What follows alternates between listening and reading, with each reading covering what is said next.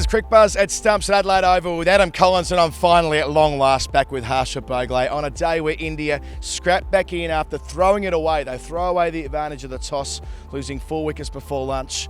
Pujara, magnificent 100, but really 2 wonderful pieces of Australian fielding set the tone of the day, one at the start and one at the end. How good was that catch from Usman Khawaja? I was told when I came to Australia that Australia, just pick any Aussie, he'll be a great fielder. But Usman Khawaja is the weak link in that Australian fielding side. And he was like, you know what happened to the gulls here? There used to be gulls here. He flew like one of those and came down with the ball. It was as good as that.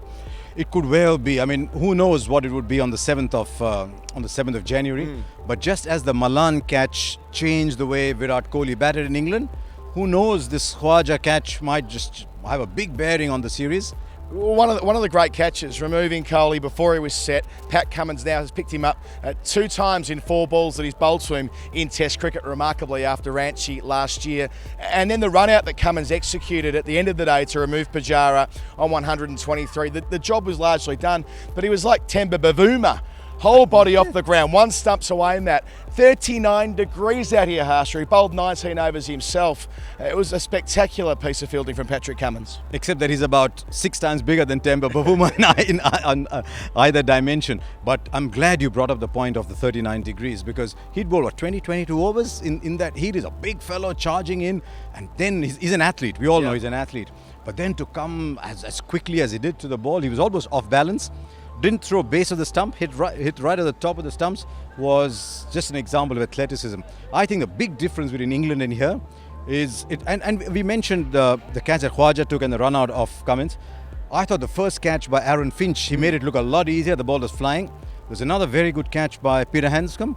So Australia just caught everything except that the one they caught, they didn't believe they had caught, and that was the difference for Pujara. That's right, he was on 89. They should have gone upstairs, but they didn't. It's a good boy Aussies. What's wrong? It's a good boy Aussies. Even if you nick it, we won't go up in appeal. And what was the old Aussies doing? Even if you don't nick it, we'll appeal. Get stuck in here. That's right.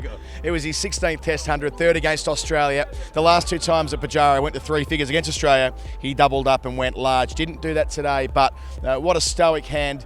So controlled, so patient after his colleagues badly let him down in the first session. Now, when we were in England, you said when you play innings like this, you've got to do something like this. Hold it. We still got it, Harsha. Ah, you got it. What's it called? The mic drop. Mic drop. The mic drop. You can have your mic again. I know you're afraid of the cube. This was an ongoing theme of our conversations in England, what to do with the microphone, but back in my hand now.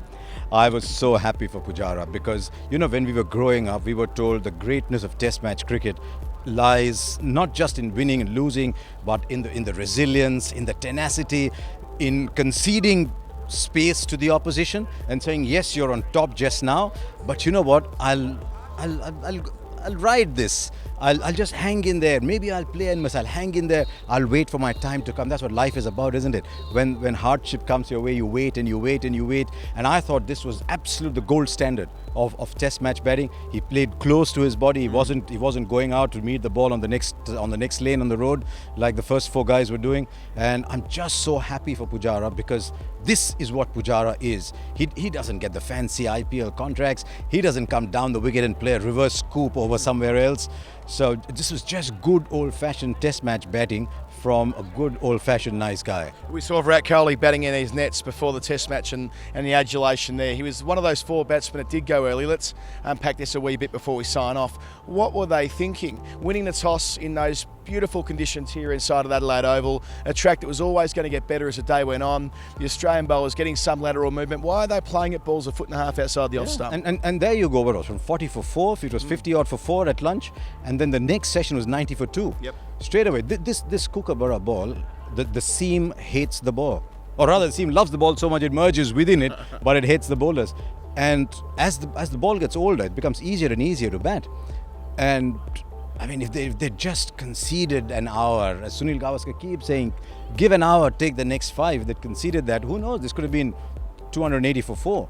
But yeah, I mean, I don't know if somewhere they thought, this is a defensive Australian side, let's get stuck into them early, let's play our shots. I don't know, because the ball wasn't swinging as much as it did in England. They were just reaching out for those shots. And you mentioned that middle session. I have to ask you about Rohit Sharma's dismissal. 6 and out was a rock group in Australia, formed with a few cricketers, including Brett Lee in the 1990s. And it was 6 and out here today as well. 6 over the rope, nearly caught by Marcus Harris. Next ball, the identical shot. Catching practice, what doing?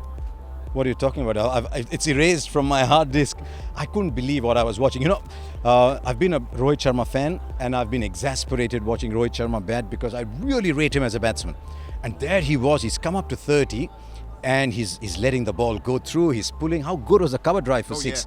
Yeah. And I thought, right, Rohit Sharma is going to find himself in Australia the way VVS Lakshman did in Australia. Likes the ball coming on, good bounce.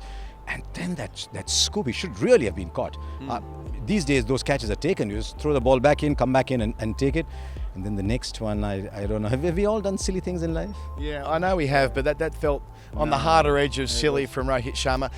So all told, 250 for 9 at the close. Toe in the door. Most certainly Australia's day, but a good fight back from India. A classic 100 there from Pujara, as I mentioned, the 16th in Test cricket. And it's so wonderful to be back riding shotgun with Harsha Bhogle at Crick Buzz at Stumps. We'll talk to you throughout the series and tomorrow on day 2 at Adelaide Oval.